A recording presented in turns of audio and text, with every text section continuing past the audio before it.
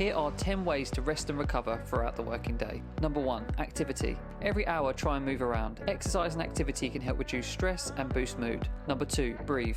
Find opportunities where you can slow down and engage in some deep breathing. Number 3, breaks. Schedule breaks into your working day which you stick to so you can rest your mind and body. Number 4, slow down. Rather than going at full pace all the time, try and slow down what you're doing.